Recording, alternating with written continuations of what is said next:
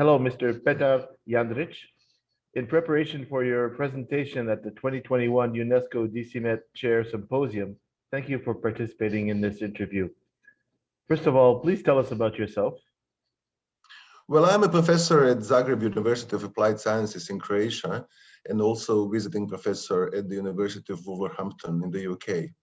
And besides researching, teaching, and writing, my probably main occupation these days is editing the Post-Digital Science and Education Journal and book series. I founded the journal and the book series in 2018 with a bunch of colleagues from all over the world. And these outlets are quickly becoming exciting new publishing venues and gathering spaces for critical scholars. My own intellectual background is a weird combination of interests in natural and social sciences and the humanities, with an accent on education, social justice, and emancipation. I don't believe in primacy of any one model of inquiry, and I consider the arts just as important as the sciences. I believe that all human knowledge about the world and all human sciences are socially constructed. And this implies that I do not really subscribe to the idea of individual or lonely genius.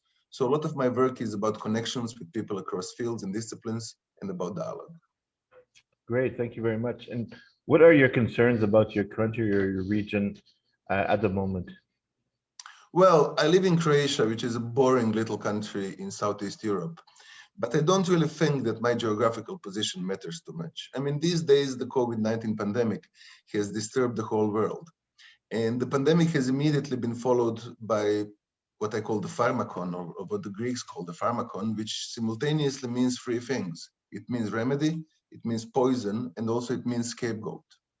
So speaking of remedy, I'm sure that our vaccines and lockdowns and other measures will help us in the struggle against the pandemic. Speaking of poison, all these measures carry a plethora of negative side effects, from the rise of non-COVID related deaths, for instance, to the rise of global surveillance and fascism.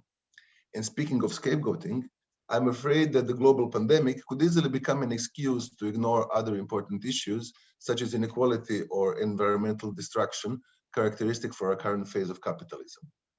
So what I'm mostly afraid of at the moment is that various measures against the pandemic could set back important matters such as human rights and environmental preservation to even lower levels than they were in the so-called old normal.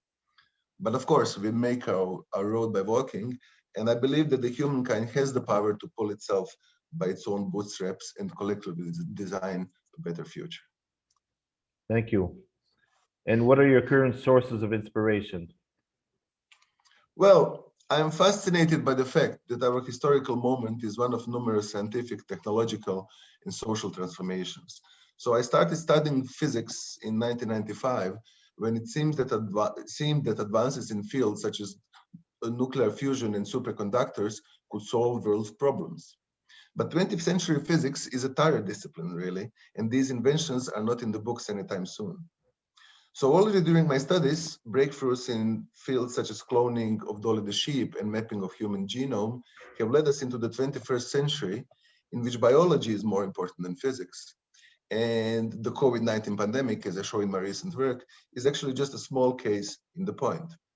So I'm fascinated with this shift from 20th century primacy of physics to 21st century primacy of biology.